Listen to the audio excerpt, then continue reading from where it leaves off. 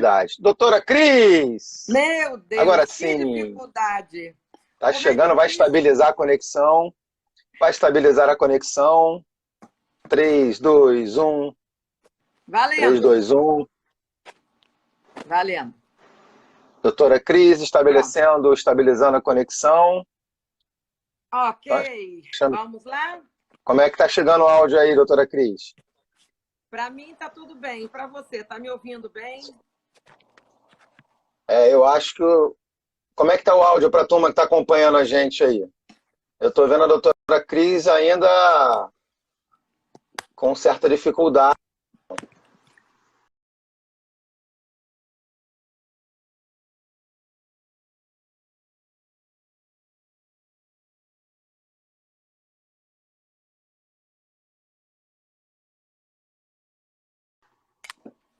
Tava com o meu espaço todo organizado.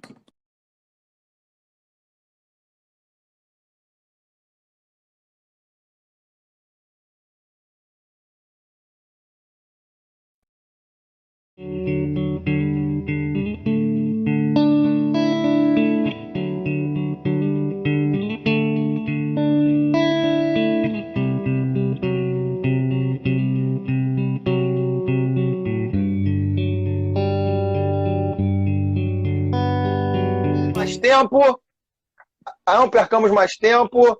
Quero mais uma vez te agradecer, doutora Cristina, por bater um papo comigo nesse momento tão difícil que a gente está vivenciando aí, que é a questão desse distanciamento por conta dessa pandemia do vírus. E já Sim. expliquei para a turma que está acompanhando a gente, já está crescendo novamente a nossa audiência, aí o pessoal está chegando. E queria saber de você, Cris. Você, desde 2008, aliás, já escreveu sobre isso, que fala sobre a mudança de nomenclatura da questão do abuso sexual para ofensa sexual. Eu queria começar por aí, porque eu sei que para você isso Sim. é muito importante o tentar mudar isso, né? Você é uma batalhadora nisso daí, mas depois eu quero falar com você sobre a questão do abuso sexual de uma forma mais ampla, inclusive por conta dessa situação que a gente está vivendo, que eu tenho certeza que muitas pessoas podem estar vivendo dentro de casa um aumento da questão do abuso sexual. Eu queria que você só me comentasse também sobre isso. Vamos falar então sobre essa temática inicial, que é a Ok, nomenclatura. Cris, vamos lá. ok. Bom, primeiro, boa tarde, boa noite, bom dia, porque eu vou te falar, nós estamos já quase que um dia inteiro para tentar fazer essa live. Já Agora tá dizia o lindo. pior que viver é melhor de contar, então essa live vai ficar histórica. Bom, agradecer a todo mundo que está aí, que teve a paciência de esperar entrar. Eu tinha organizado tudo muito bonitinho, num outro espaço, mas a internet não ajudou. Mas a gente tem que ter, eu acho que quem trabalha com infância e adolescência tem que ter muito estofo, tem que ter muita resiliência, porque a gente luta com grandalhões, né? E a gente é apenas uma formiguinha tentando mudar o entendimento das pessoas quanto a um crime tão complicado, tão traumático como é a ofensa sexual para crianças e adolescentes. Então, assim, eu quero começar a agradecer o convite do jornalista Cadu Freitas, que eu já acompanho há muitos anos na Rádio MEC, fizemos grandes projetos juntos, né? E é uma alegria ver você, especialmente nesse novo canal, no Razão Social. E essa temática também é uma temática de razão social, né? E eu queria, antes de começar, eu tenho começado as minhas lives sempre com poesia, porque eu acho que a única coisa que vai nos salvar nesse momento é a arte, é a poesia, é um pouco de leveza, porque está difícil. E eu vou começar com o mineiro, o Carlos Drummond de Andrade, que diz, num poema que se chama Quero, eu vou ler apenas uma estrofe que diz: exijo de ti o perene comunicado. Não exijo senão isso. Isso sempre, isso cada vez mais. Quero ser amado por e em tua palavra. Não sei de outra maneira a não ser esta, de reconhecer o dom amoroso, a perfeita maneira de saber-se amado. Amor na raiz da palavra, na sua emissão. Amor saltando da língua nacional, amor feito som, vibração espacial. Esse é o nosso objetivo, né? Dentro da nossa língua nacional, o português, e na raiz da palavra, que é uma raiz latina, abusos, né? E a partir daí nós vamos começar a conversar. Primeira coisa a dizer para as pessoas que estão nos ouvindo e para você, Cadu, eu sou filho de um professor de português e latim, e ele me ensinou sempre a buscar a origem das palavras, a gênese, né? Porque é onde a gente consegue entender certas situações terríveis que às vezes vivemos. E uma vez ouvindo pela minha amada ATF, Associação de Terapia de Família do Estado do Rio de Janeiro, que eu fui presidente em 2008 a 2010, época justamente em que eu escrevi esse artigo e esse livro, que vai estar no meu Instagram, agora às 9 da noite, vai estar lá no @doutora Cristina Werner, vou estar postando. Num desses eventos, em 2008, nós recebemos a antropóloga Miriam Goldenberg. E a Miriam, que é uma pessoa fantástica, nos ensinou, na ocasião, e eu guardei, nunca mais esqueci, que ensina a antropologia que, se quisermos modificar alguma coisa no nosso cotidiano, na nossa realidade, nós devemos modificar, em primeiro lugar, a maneira como nos referimos a este fenômeno, a este assunto. Primeiro mudamos a forma de falar para depois agir, né? E longe de ser vã essa discussão, né, de como falar, como se referir, a gente poderia citar várias pessoas. E eu quero citar o que me fez, inclusive, ampliar esse raciocínio, né? Eu trabalhei na Vara da Infância e Juventude com a doutora Ivone, que hoje é desembargadora, na época era juíza, que está nos ouvindo também aí nesse momento. Doutora Ivone Caetano, nossa querida doutora Ivone Caetano. Né? Uma das grandes amigas queridas que está nessa live. Eu já fazia perícia contra a ofensa sexual no consultório, eu sou terapeuta há 35 anos, e algumas coisas começam a chamar a atenção. E aí em 2008, né, estou vendo o Vanderlei Rebelo aí, que é da OAB, advogado, inclusive. Querido doutor Vanderlei também. Num evento na OAB do Rio de Janeiro, aqui pertinho do aeroporto Santos Dumont, teve uma mesa que eu participei, e quando eu apresentei pela primeira vez essas ideias, tinha uma professora muito antiga, de uma universidade do interior do estado de São Paulo, que ficou assim muito brava com essa proposta minha, e foi até muito deselegante comigo no plenário. Eu fiquei quieta, né? Eu não costumo revidar nada em público, mas eu fico matutando as coisas. Eu agradeço profundamente a intervenção crítica e desarmoniosa dessa professora na ocasião, que me fez estudar ainda mais. E na hora do café, depois desse desafeto que ela fez e ela protagonizou, várias pessoas chegaram perto de mim e foram muito solidárias, inclusive advogadas e advogados, não só psicólogos. Eu gosto muito de dançar com os outros saberes, que eu acho que a gente fica muito ensimesmado quando a gente fica só na psicologia. E algumas pessoas chegaram para mim e falaram assim: professora, eu acho que essa outra professora nunca ouviu falar do Wittgenstein, que fala dos atos linguísticos. Aí eu digo, é verdade. Outra me disse, será que ela já ouviu a poesia do Drummond, que fala que, longe de ser vã discussão de palavras, ela é necessária? Eu falei, Outra chegou e falou assim, e Ferdinand de Saussure, o pai da linguística? Aí eu resolvi, né, ir atrás dessas pessoas, né? E aí no meu livro, esse aqui, Família e Direito, que é de 2010, né, eu explicando por que a proposta de mudar, seguindo a ideia da antropologia, né, que se a gente muda, por que é importante mudar a forma de se referenciar os fenômenos sociais? Porque quando eu falo, além da minha fala, do verbal, eu metacomunico. Quer dizer, o que é metacomunicar? É explicar por debaixo dos panos a minha real intenção, né? Então, eu tenho que saber muito bem o que eu estou dizendo, porque cada coisa que a gente diz metacomunica outras tantas, né? E aí o Ferdinand de Saussure fala o seguinte: a fala, ao contrário da língua, por se constituir de atos individuais, tornam-se múltiplas.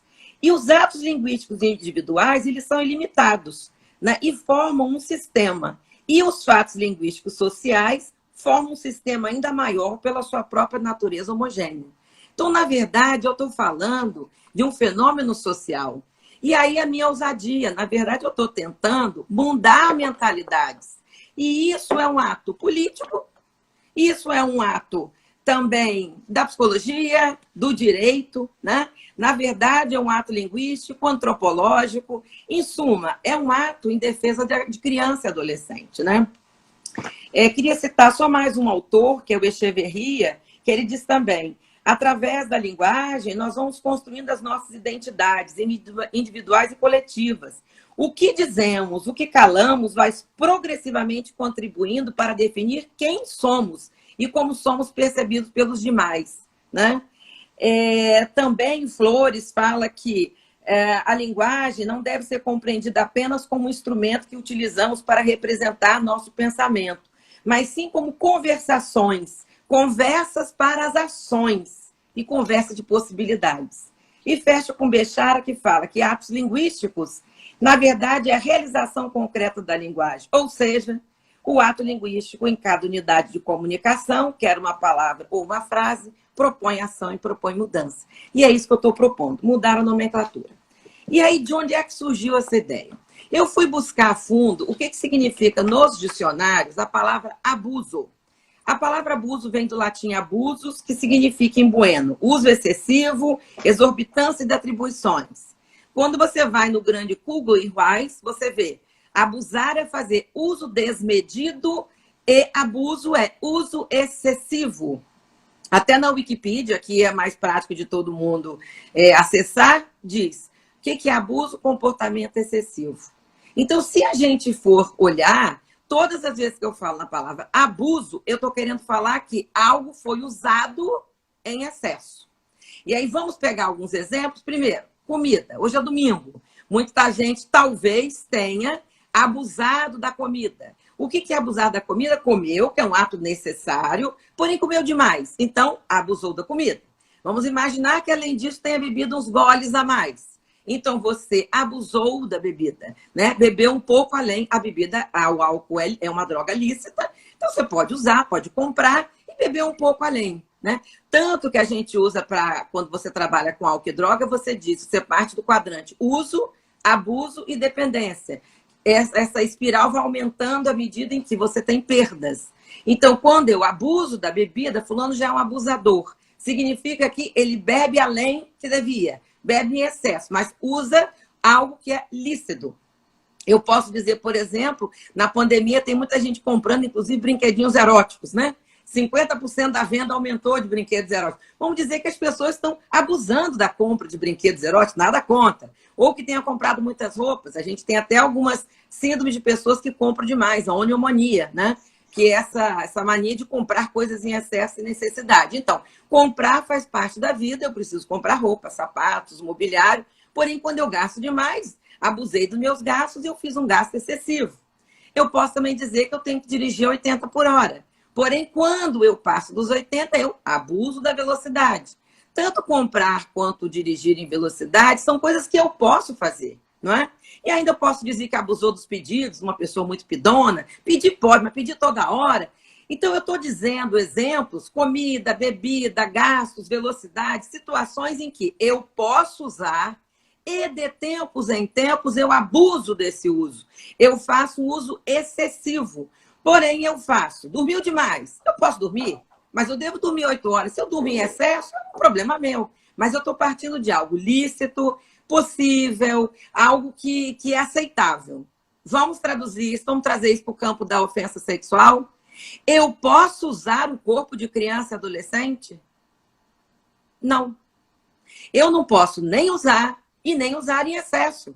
E o que a palavra abuso metacomunica? Quer dizer, comunica por debaixo dos panos. Usar pode, só não pode usar demais. Daí a gente ter palavras e frases do tipo, foi só uma vezinha. Antigamente se usava a palavra muito cabaço para dizer da virgindade, né? Então você ouviu, nem tirou o cabaço, só foi uma passada de mão, né? Não fiz muita coisa. E aí as pessoas vão minimizando o ato criminoso, traumatogênico e traumático, de fato, muito difícil não causar um trauma, uma situação dessa, em criança e adolescente. Então, o que a palavra abuso metacomunica? Usar pode, abusar é que está recriminado. Então, se eu continuo a usar a palavra abuso, eu estou liberando o uso indevido do corpo de criança e adolescente no Brasil e no mundo. E isso é um absurdo. Então, é uma coisa tão lógica da gente entender. Eu não posso comparar corpo de criança a comida, a carro, a gastos, a nada disso. Tudo isso eu posso usar e de tempos em tempos abusar. Mas do corpo da criança, não. Então, assim, por favor, quem está nos ouvindo, não pode minimizar de hipótese nenhuma. Porque é isso que faz com que as pessoas falam, foi só uma vezinha, só passei a mão. Quer dizer, eu só usei, eu não abusei. Só que para uma criança, não importa a quantidade das vezes, se for uma vez, se foram várias, importa, tem uma série de fatores que importam, inclusive a pessoa que cometeu o ato em si. Mas, assim, uma vez cometido, a quebra de confiança daquela pessoa que deveria cuidar da criança, que deveria proteger, está acabada. Como eu vou acreditar? E muitas crianças sofrem caladamente, que é a síndrome do silêncio, né? Porque tem medo de falar. Porque muitas vezes, quando falam, elas têm que voltar atrás, porque elas são ameaçadas. É a síndrome da retratação. Então, a gente precisa, em primeiro lugar, mudar por conta desse aspecto. Porque a palavra abuso libera o uso, só recrimina o excesso. E nós não podemos permitir que se abuse do corpo da criança e nem que use. Nenhum dos dois. Não pode ter uma minimização. O segundo motivo, Cadu e os nossos queridos ouvintes e amigos que estão, é que quando eu falo de abuso, eu estou falando de uso. Eu não estou falando de dor. E quando eu falo a palavra ofensa, quando você fala, pô, você me ofendeu, automaticamente eu entendo que você me magoou, você me entristeceu, você me injuriou, você me agrediu. Então, a palavra ofensa entra já na ambiência da dor, especialmente do sofrimento. Dor física, porque muitas vezes a ofensa sexual ela tem, sim, um caráter de agressão física, e a gente pode fazer depois uma diferenciação entre ofensa sexual extrafamiliar e intrafamiliar, mas posso até já falar. Normalmente, a ofensa extrafamiliar, ela se constitui num evento único e muito agressivo, porque a pessoa que ofende pensa, né, talvez não vai ter mais chance de estar com aquela pessoa, às vezes é um assalto no meio da rua, e então tem uma atitude completamente intensa, agressiva, de muita dor física e emocional. Quando a ofensa é intrafamiliar, existe um jogo muito perverso do ofensor sexual ou da ofensora, e aí podemos falar a diferença de homens e mulheres, e ele vai aos poucos ganhando a confiança da criança para paulatinamente poder cometer todos os tipos de atrocidade, não é? Então, assim, sempre, tanto numa situação quanto na outra, a situação da segurança é confundida. E no caso da ofensa sexual intrafamiliar, fica uma questão muito dúbia na mente da criança, porque ela não consegue perceber muito bem a diferença entre a questão da criança, dessa figura, que deveria cuidar e que cuida. Compra presente, compra bife, compra brinquedo, leva para passear, mas, ao mesmo tempo, se transforma num agressor. Então, essa dor não é dita na palavra abuso. Abuso só fala de uso. Ofensa entra na ambiência da dor e do sofrimento. Terceiro motivo, quando você fala, por exemplo, numa situação, aquele ali é abusador sexual, as pessoas querem linchar, querem matar, não é? Porque, assim, até entre bandidos que tem um código entre eles, né, de conduta, de honra, seja lá o nome que se queira dar, não sei o nome melhor, eles não suportam, não aceitam um ofensor sexual, né? Ele é altamente linchado, ele é agredido na cela. Mas essa pessoa, por mais difícil que seja, precisa de tratamento. Tem algumas pesquisas que mostram que um ofensor sexual, se não for parado, Cadu, ele vai cometer uma média de 360 episódios ao longo da sua vida. Se a gente botar em termos de ano, é quase que um por dia. Então é muito sério, ele precisa ser parado. Mas não é só parado, preso, responsabilizado. Ele também tem que ser tratado, coisa que no nosso país não tem. Tem grupos no Brasil, na Argentina, que eu conheço bem, no Canadá, na Suíça, Suécia. Tem até uma associação internacional que é a IATSE, International Association for Sexual Treatment of Sexual Offender, que eles trabalham, né, especialmente em grupos, né? Às vezes aqui no Brasil tem grupos reflexivos, mas não é muita gente que tem. Então, por quê? Então, essas pessoas precisam ser tratadas. Então, se eu continuo falando sobre essas pessoas como o abusador, abusadora, a nossa raiva, o nosso preconceito, a nossa má vontade se instala. Mas quando eu falo, ele é um ofensor sexual, caramba, ele tem que ser parado, tem que ser tratado. Da mesma maneira, quando eu falo, fulana foi abusada, as pessoas, aquela ali é uma arrombada, né? E se fala de um jeito muito pejorativo. Quando eu digo fulana é uma ofendida sexual, nossa, vamos acolher. Então, quando eu falo que fulano é ofendida, fulano é ofendido ou foi ofendido, a gente tem uma necessidade do acolhimento, isso brota, porque nós somos seres humanos, somos seres gregários, empáticos, acolhemos. Então, a terceira razão é essa, é que quando você fala ofensor e ofendido, ou ofensora, ofendida, nós temos a necessidade de acolhimento, tratamento, inclusive da pessoa ofendida, não é? E tem diferença de tratamento quando é criança e quando é adulto, também podemos falar um pouco sobre isso, né?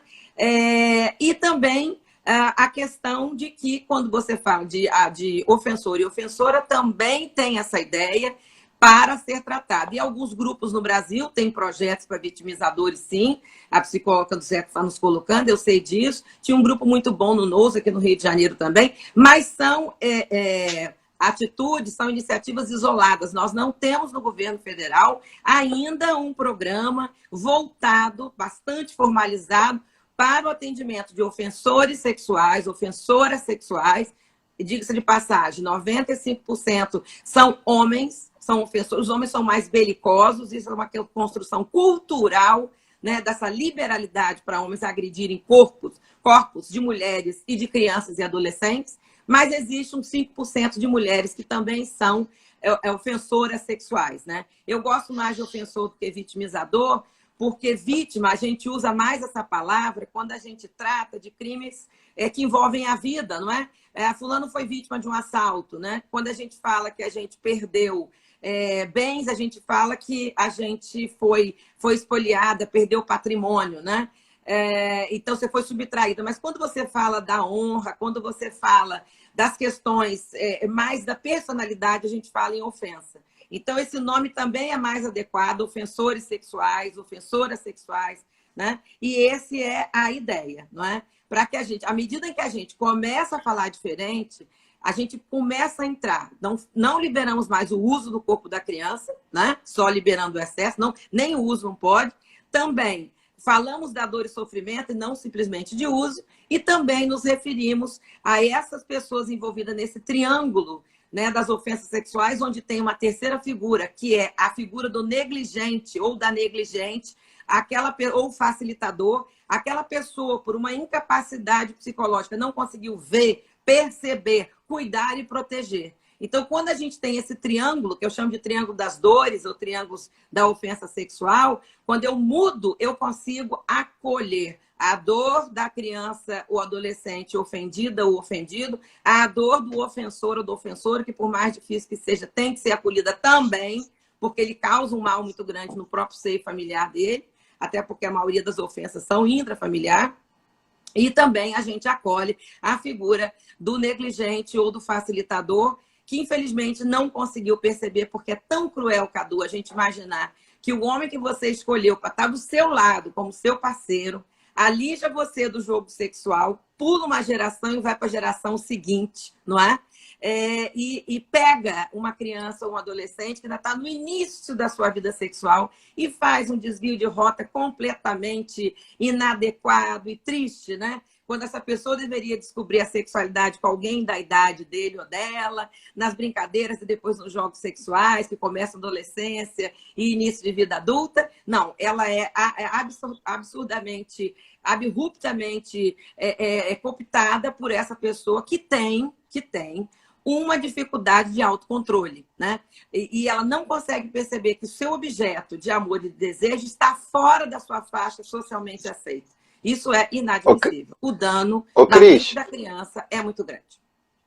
Olha só, estão chegando algumas perguntas aqui. Aliás, só para, mais uma vez, você que está chegando agora, estou batendo um papo com a doutora Cris Werner, que é psicóloga, terapeuta de família, enfim, é uma grande conhecedora da temática da sexualidade. Está batendo um papo aqui com a gente, sobre ela já desde o início já falou. Depois você pode recuperar o início da live, que vai ficar no nosso IGTV, para vocês entenderem a abordagem que ela está dando, a mudança, né, da palavra abuso para ofensa. Ela explicou isso muito bem. Inclusive, eu vi uma advogada, a doutora Cris, dizendo que ela vai mudar nas petições dela já a nomenclatura de abuso para ofensa. Muito bacana. Se a gente conseguiu pelo menos uma pessoa que está com essa visão aqui agora, a gente conseguiu já um grande resultado. E aí chega aqui, não sei se você consegue ler a pergunta da Luísa Xavier, que tema pertinente. Como fazer para mudar essa nomenclatura no dia a dia?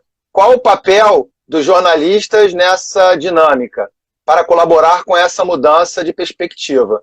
Minha querida amiga Luísa Xavier, o Marcelo Leite, nosso diretor, está aqui, a doutora Simone Estrelita nos ajudou nessa compreensão, muito bacana também. Mandar um abraço também para a doutora Ivone Caetano, que está acompanhando a gente aqui, a desembargadora. Thaís Araújo, minha querida Laje, minha colega jornalista, ela falou que ela vinha para a live hoje e veio mesmo, está cumprindo a promessa. Então, Cris, vamos responder então a Luísa Xavier, que é exatamente essa grande dificuldade que você tem desde 2008, que você comentava, né? Desde 2008 você tenta mudar isso. A imprensa e também uma outra situação, que é o entendimento do poder público, que talvez tenha, dentro da complexidade maior, o poder de caneta para, de alguma forma, conscientizar isso, inclusive dentro do legislativo e para os seus pares no executivo, enfim. E aí, Cris? Bom, primeiro dizer o seguinte, Luísa, obrigada pela sua pergunta. Eu sou fãzoca dos jornalistas, dos homens e das mulheres. Tenho grandes amigos, inclusive, quando você pergunta o papel do jornalista, Luísa, como que a Cadu está fazendo, é trazer à baila essa discussão. Nós precisamos trazer. Eu encampo essa luta no início sozinha, mas olha aqui, ó, Manual de Terapia de Família, volume 1, que é da Arte Média, essa grande editora de Porto Alegre. Esse livro do Luiz Carlos Osório e Maria Elizabeth Pascoal do Vale, eles me convidaram em 2009 para escrever esse capítulo aqui, ó. Famílias e situações de ofensa sexual. Aí tive aquela situação desagradável no AP do Rio, eu resolvi escrever esse livro em 2010, Família e Direito, né, da Booklink aqui do Rio de Janeiro, reflexões terapêuticas e jurídicas sobre infância e adolescência, e um dos capítulos desse livro é justamente essa questão da necessidade da mudança de nomenclatura, que está aqui, ó. Ofensa sexual, os limites dos testes psicológicos e ampliação da nova nomenclatura. Vão estar no meu Instagram, @doutora Cristina Werner, agora às 9 horas, as referências desses dois livros de 2009 e 2010. Isso significa, desde 2008 que eu falo isso, são 12 anos. E a nossa querida defensora Simone Estrelita, ela foi da minha turma de especialização em gênero e direito da Emerge. E eu acredito que quando ela trouxe isso, foi também baseado nas nossas discussões, que eu tive a oportunidade em sala de aula de trazer essas discussões e todas aceitaram muito bem. E nessa sala tinha a defensora Simone Estrelita, a procuradora Carla Araújo, a juíza doutora Adriana Ramos de Mello. Inclusive, nós três pertencemos ao Fórum Permanente de Enfrentamento à Violência Doméstica, de Gênero e Familiar, não é? Da Emerge, né? E a gente faz esse grupo grande. Estou com a desembargadora aqui também nos ouvindo, a doutora Ivone. Então, assim, estou com a presidente da Sociedade Brasileira, né, da nossa Sociedade Brasileira de Estudos em Sexualidade Humana, Sheila Reis. Estou com alunas aqui queridas. Então, assim, eu estou levando essa luta quase que sozinha, e à medida que eu vou levando as pessoas à discussão, por favor, eu não quero nem ter essa originalidade, não. Eu imagino, não sei se mais alguém falou disso antes de 2008. O que eu quero, sim, é que a gente mude a forma de falar. Cadu, sinceramente, quando eu ouço alguém falando de abuso, eu me estremeço todo por dentro. Eu digo, meu Deus, nós não podemos liberar o uso e só recriminar o excesso. Abuso é abuso. Na verdade, inclusive um outro raciocínio aqui pra gente, somos poucos, mas somos valorosos, né? Quase 50 pessoas. Como é que eu vou dizer quando eu faço muito sexo? Porque quando eu como bastante, eu abusei da comida. Quando eu bebo bastante, eu abusei da bebida. Quando eu gastei demais, eu abusei dos gastos. E quando eu fiz muito sexo e foi sexo bom? Eu não posso dizer abuso sexual. Poxa, abusei sexualmente essa noite. Eu nem tenho palavras. Porque se eu falar isso, as pessoas vão pensar uma coisa errada. Então, essa palavra abuso sexual tem que voltar para a conotação latina de usar em excesso. Que coisa boa quando eu tenho uma noite de amor, uma tarde de amor, uma manhã de amor. com a pessoa que eu amo, que eu estou de acordo e que está todo mundo de acordo. Isso sim é um abuso sexual. Eu usei em excesso o sexo. Eu posso, eu sou adulta, eu estou liberada. Agora, quando eu agrido crianças, quando eu baixo para a geração de baixo, quando eu pulo, né, uma década, quando eu invisto em crianças que não são meus parceiros sexuais, isso é um crime. Isso é uma ofensa sexual. Ó, tá chegando aqui, olha que mensagem bacana. Quando você fala que somos poucos, somos 50, mas eu costumo dizer o seguinte, se a gente consegue mudar a realidade de uma pessoa, a gente já está mudando muita coisa a mais nesse mundo que está cada vez mais difícil, mais cheio de mensagens erradas, né? Mais polarização, mais controvérsias. E a Cristina, ela trouxe uma mensagem que eu perdi, não acredito que eu perdi, peraí. Bom, ela falou que ela vai levar, tá aqui, ó, ela vai levar essa temática, vou levar esse tema para a OAB-RJ e tentar mudar essa primeira experiência com a instituição, doutora Cristina. Está aqui, ó. Maravilha. Foi falado pela Cristina para levar para a OAB, que é uma entidade realmente importante, né, para que a gente comece pelo próprio direito, né, doutora Cris? Então, acho que é maravilhosa essa fala. Da Esbracha, Carmen Jansen, dizendo: Cris, já estou usando ofensa sexual desde que vi pela primeira vez sobre esse tema. Obrigada. Eu acho que é um trabalho realmente, Carmen, de formiguinha. A Gilda Pitombo dizendo também, a Solange Bluevol, todas amigas queridas. É isso aí, é uma tecetura, né, do nosso tecido social. É à medida em que a gente vai mudando, aos pouquinhos, porque as coisas vão caindo. E como diz Drummond, longe de ser vã, discussão de palavras, a palavra criação, a palavra cria realidade. Você vê, por exemplo, que hoje ninguém mais fala leproso. Você fala, né? Pessoa com hanseníase. Por quê? Porque existe uma pecha muito grande, pesada sobre isso. A mesma coisa quando você denomina. E tem mais um vernáculo que eu falo. Homossexualismo que as pessoas ainda falam muito. Sim, né? Isso, eu acho que até essa palavra conseguiu entrar dentro da sociedade de uma forma diferente. Falar de homossexualidade, não mais de homossexualismo, né? E a gente precisa mudar. Outra palavra que nesse mesmo capítulo, né, o 5º, né, desse livro que vai estar aqui no Instagram, eu falo também, é a palavra maus tratos. É outra coisa equivocada completamente, é uma loucura, né? Olha só, quando eu uso a palavra mal, eu estou falando de uma coisa que é ruim. Quando eu falo da palavra trato, trato é cuidar. Olha só, eu não posso cuidar ruim. Porque tem certas palavras, certos vernáculos que não aceitam gradação. Por exemplo, ninguém está ligeiramente grávida, ou está grávida ou não está. Ninguém é meio honesto, ou é honesto ou não é. E também ninguém pode cuidar e tratar mal. Então, a palavra maus tratos, ela é totalmente equivocada. Eu prefiro usar violência, porque aí violência física, psicológica, moral, patrimonial, tudo. Né? Por quê? Porque aí sim eu estou entrando de novo na ambiência da dor. Porque se eu falo maus tratos, eu penso assim, pelo menos está tratando, mesmo que mal, mas trata mais ou menos. Não, trato é cuidar. Não pode ser mal, só pode ser bom.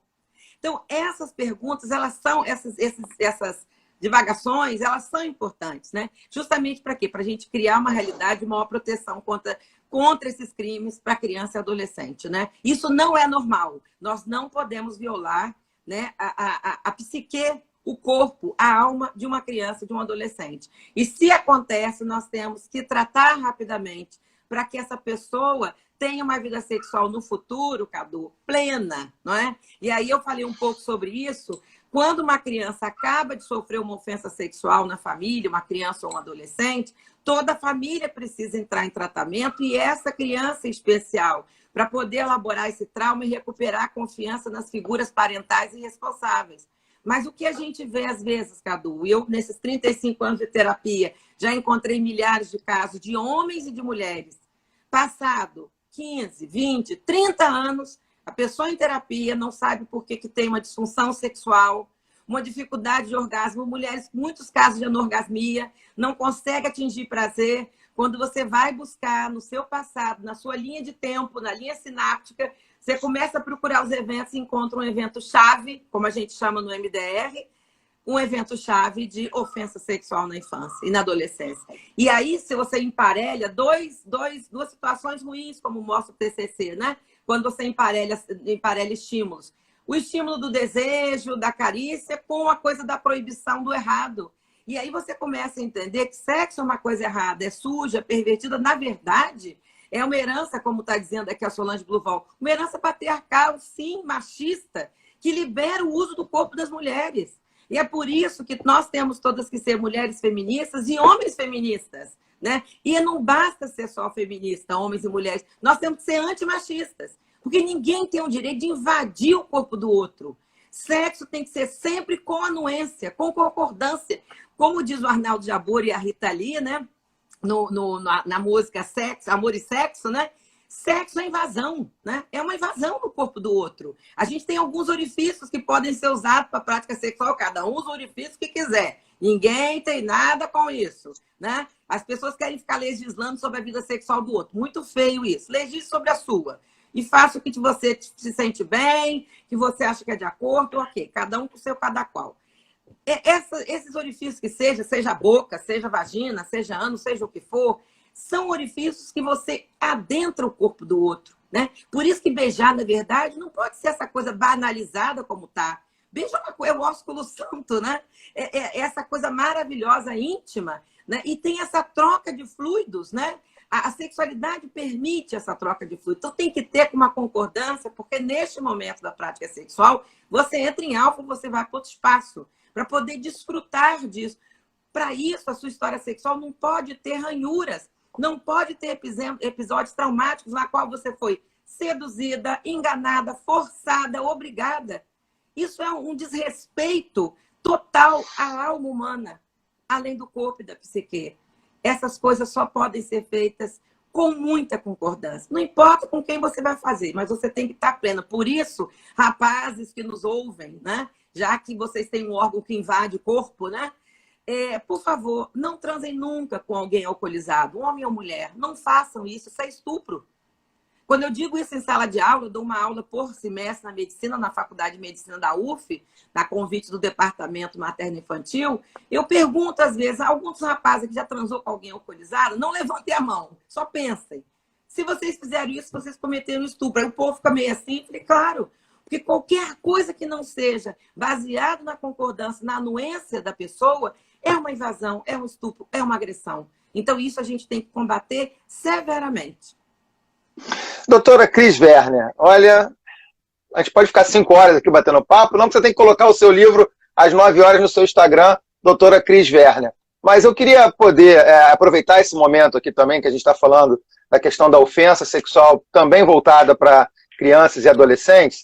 A gente está vivendo um momento em que todo mundo está recluso em casa, né? As famílias estão convivendo mais, a realidade hoje tem sido inclusive tem aumentado, né? É fato isso, agressão às mulheres. E como é que a senhora vê, doutora? Vou chamar você de senhora pela primeira vez depois de anos, hein, Cris?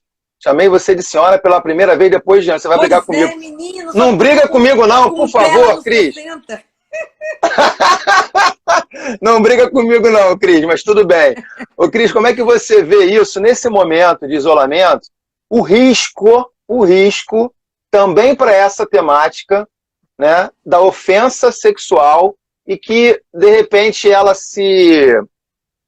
chega com força, mas ao mesmo tempo também fica escondida. Como é que funciona isso, Cris? Olha só, quando a gente está em confinamento, né, todas as coisas, o casamento é igual confinamento e vice-versa, né? Nós ficamos, quando no casamento, eu costumo dizer que casamento só intensifica as coisas boas e ruins, porque você passa a ficar 24 horas com o seu parceiro ou parceira, né? A mesma coisa o confinamento. Então, assim, aquelas pessoas e aqueles casais que já conviviam bem antes da quarentena, a tendência é conviver ainda melhor e tornar-se a quarentena um pouco mais do mesmo no sentido de tranquilidade. Porém, as famílias disfuncionais, os casais que estavam em briga, situações de ofensa sexual, a tendência é piorar. Por quê? Porque você fica mais tempo junto e não tem para onde escapulir. O grande problema que a gente tem que pensar sempre, né? Quando uma criança, ela sintomatiza, ela apresenta qualquer sintoma fora do normal, comer demais ou comer de menos, dormir demais ou dormir de medo, ter insônia, ter bruxismo, né? Se agitar demais para dormir, dificuldade de aprendizagem, qualquer coisa que chama atenção, nós temos que elencar no rol de possibilidades problemas variados, dentre eles a ofensa sexual, né? Nós não podemos negar que pode acontecer esse tipo de situação. Então, eu tenho que estar muito atenta, por quê? Porque, às vezes, a criança não fala por uma coisa descrita por Gorbos-Beninage e Framo, que é a lealdade familiar. Esse é um conceito nosso na terapia sistêmica que mostra o seguinte, que as pessoas são leais no grupo familiar. Por que a criança, às vezes, não delata o pai, o tio, o avô? Por lealdade, porque muitas vezes essa mãe ela não tem como se sustentar e esse pai ofensor ou esse padrasto ofensor, diga-se de passagem, que muitos homens queriam ofender seus próprios filhos e filhas. Pelo grande número de separações, acabam ofendendo sexualmente seus enteados e enteadas. Então, pode ser a grande figura ofensora, infelizmente, é o pai, por incrível que pareça, seguido do padrasto, por conta dos recasamentos.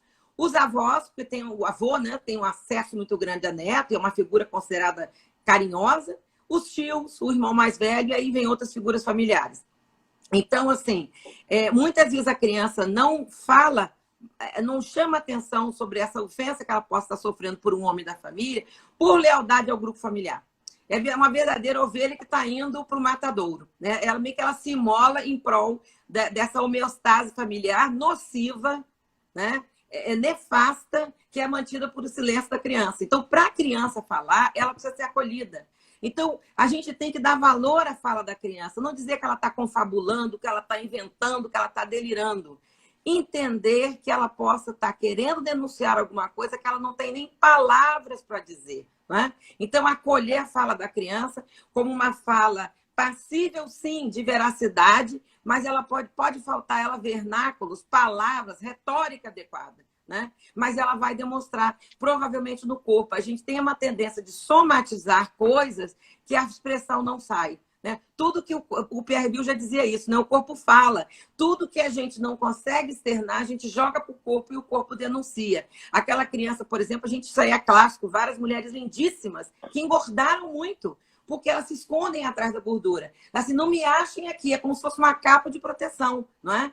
E são mulheres que, quando você vai trabalhar, você vê por que engordou tanto, porque no momento ela era muito cobiçada, muito desejada. Vou me esconder aqui atrás para ver se alguém não me acha, né? Então, eu tenho que estar muito com o olhar atento para o que possa estar acontecendo. Realmente uma situação séria. Agora, os órgãos de defesa da criança são vários. Os órgãos também de defesa da mulher, essas pessoas são muito atuantes, Defensoria Pública, Ministério Público, os juizados da infância, Conselho Tutelar, tem que buscar essas pessoas, porque são pessoas muito valorosas, que estão na linha de frente e que vão, sim, nós vamos ter contato com os advogados, como a Solange, que eu já vi aí da minha turma de gênero também, né? Nós temos que contar com os advogados e advogadas, pessoas que estão lutando por essa causa de defesa da criança. E qual é a nossa parte? Se a gente parar de falar abuso sexual, parar a ofensa, nós já estamos fazendo a nossa parte. Nós já estamos fazendo além.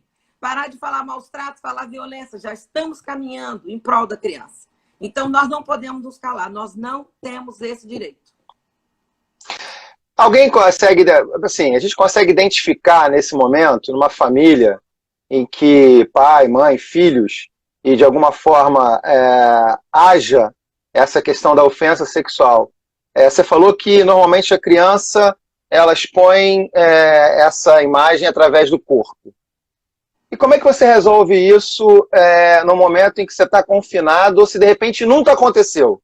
Vai que isso nunca aconteceu. Você pode dizer para mim, Cadu, não, isso está intrínseco, isso já deve ter acontecido, não acontece pela primeira vez só agora. Como é que a gente identifica isso, Cris? Tá. Nós temos quantos minutos ainda, Cadu? Pois é, eu queria descobrir, mas pode falar que eu vou tentar descobrir aqui, porque eu queria ficar mais uns 3 dias com você. Minha última live a gente perdeu, não conseguiu salvar, eu falei demais. Não, mas a gente está colocando no Facebook, a gente está conseguindo também no Facebook do Razão Social, depois eu te mando ela, pode ficar tranquilo. Perfeito. Então, assim, o que é importante fazer? Eu acho que quando a gente suspeita de uma situação dessa, nós precisamos ir ao encontro da criança e conversar com ela. Sempre com perguntas amplas, né? Por exemplo, eu não posso fazer uma pergunta direta assim, saiu um homem de bigode preto de trás da árvore com short azul? A criança dizer não, se você perguntar 3 vezes, ela vai dizer sim. Eu tenho que perguntar assim, me conta como é que foi o seu dia. Pergunta aberta.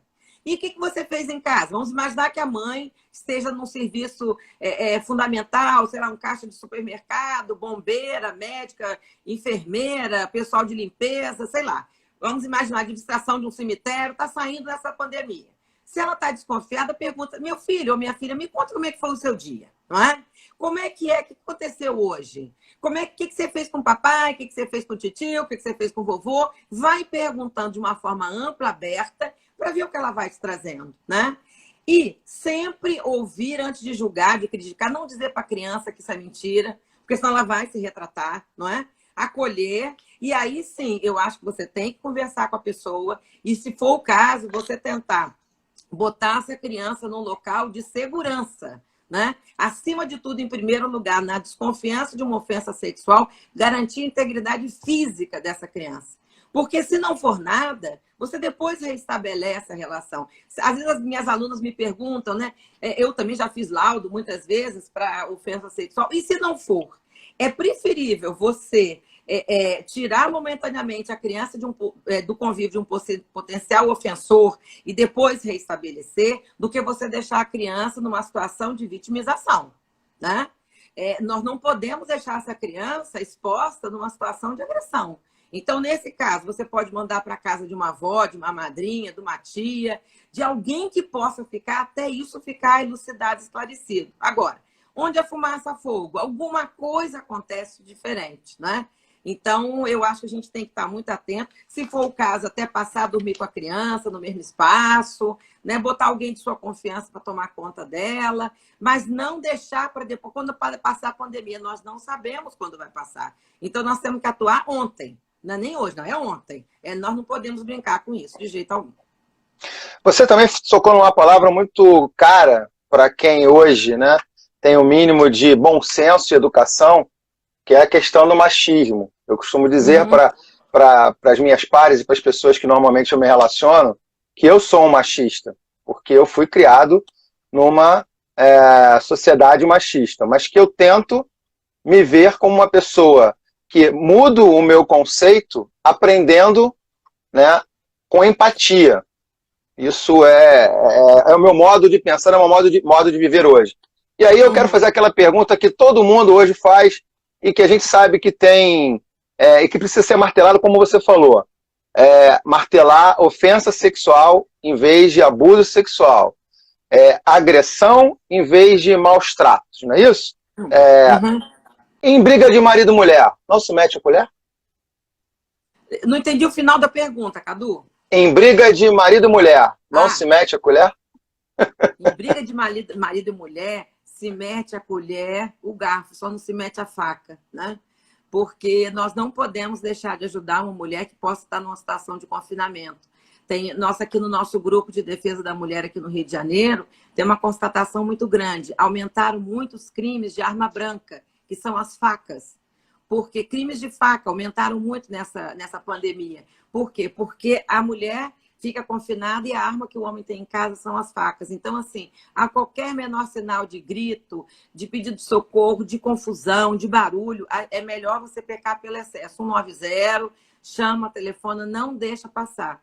Quanto à sua questão de você ser machista e agora está se revendo, né?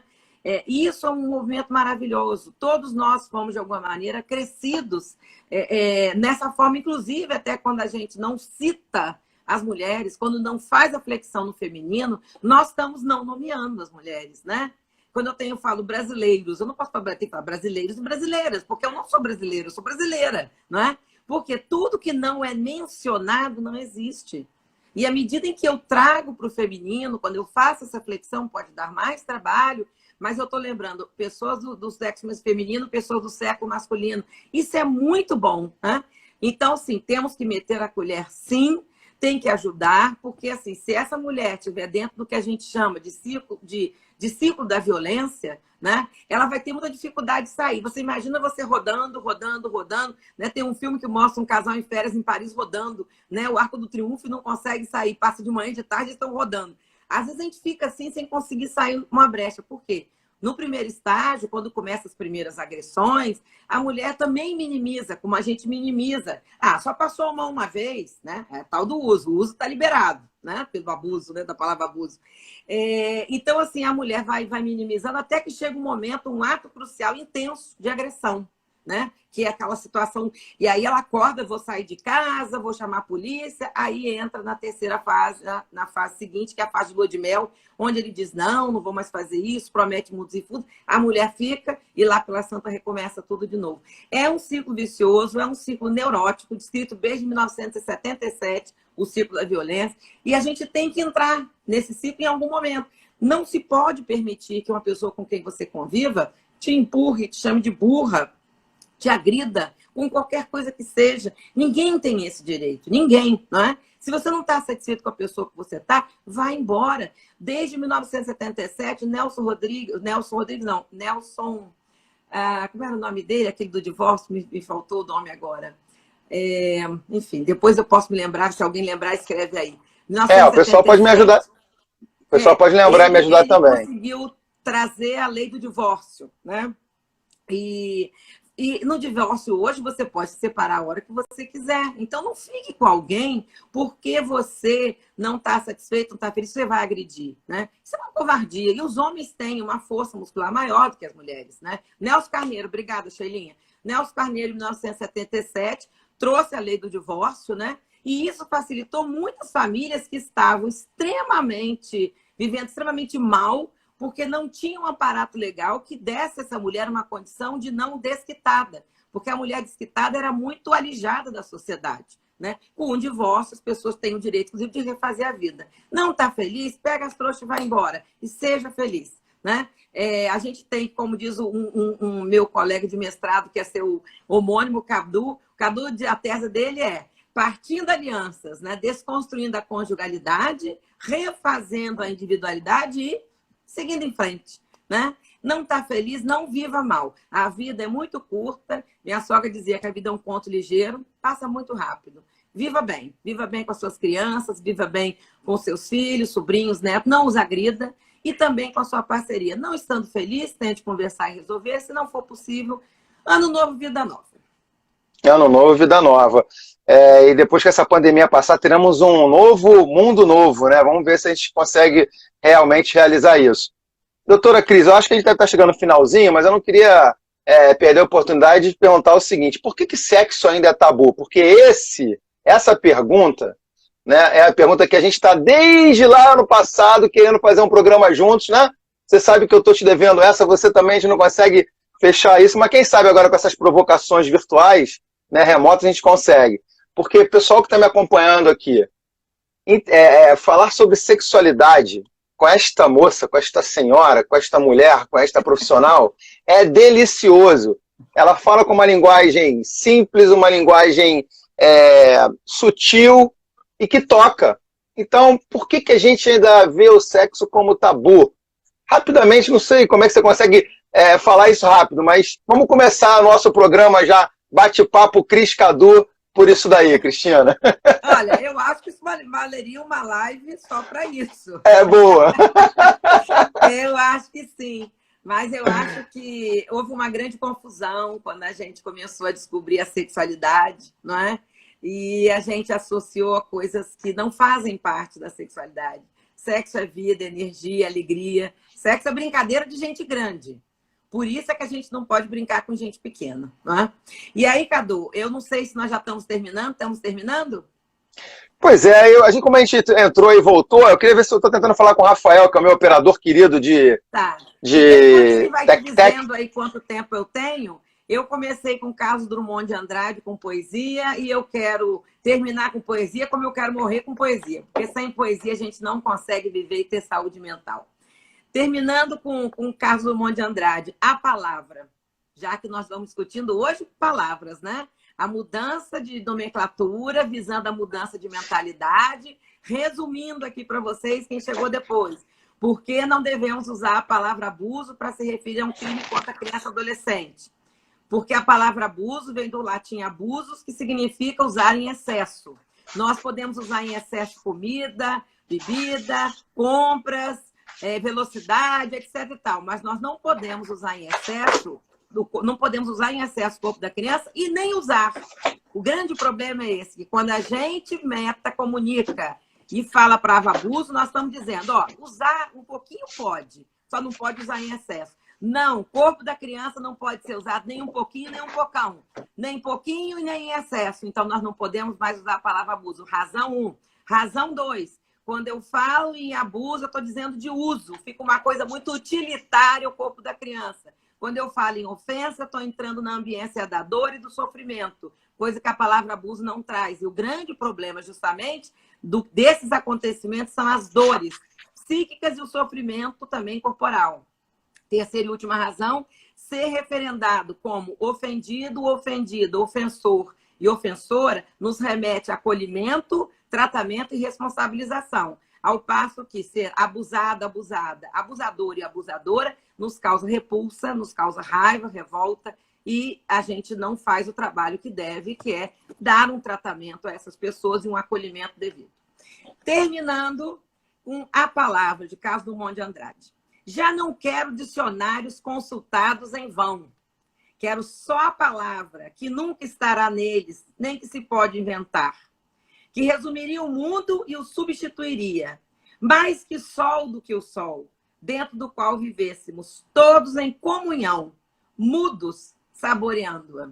Que viva a palavra, viva as palavras, viva a mudança de nomenclatura, que o nosso objetivo maior é salvar crianças e adolescentes de um início de vida sexual comprometido com o sofrimento, com desconfiança, com insegurança, com dor. Que a gente possa permitir que as nossas crianças e adolescentes possam, no Brasil e no exterior, ter uma infância digna de um desenvolvimento pleno e harmônico. Nós somos capazes de propiciar isso para as nossas crianças no Brasil. Que a gente possa, a partir de hoje, nunca mais chamar crime contra criança e adolescente, um crime sexual de abuso, e passemos, sim, usar sempre ofensa sexual, ofensor, ofensora, ofendida e ofendido, para que a gente possa dar o acolhimento, o tratamento, a responsabilização necessária. Ô, Cris, para a gente ir encerrando, o Rafael até falou que ficou perdido aqui. O Rafael também deve ter ficado extasiado, como outras pessoas disseram aqui, com a sua live, com a sua forma de falar. A Sol também, querida Sol, sua colega de turma, a Sol, a filha dela estudou lá na escola, onde eu trabalhei, né, na educação infantil. E quero dizer o seguinte, coloca pra gente agora como é que a gente acha a Cris Werner nas redes sociais, porque até eu, no finalzinho, eu quero aproveitar que eu tô caiu no chão, me virei aqui todo, fiz malabarinho para pegar um livro que eu adoro. 27 segundos. Cris Werner no Instagram, e eu quero então fechar com uma seguinte mensagem. Pode ser? Pode. Olha aqui, abrindo a página aqui, Rubens Alves, eu quero desaprender para aprender de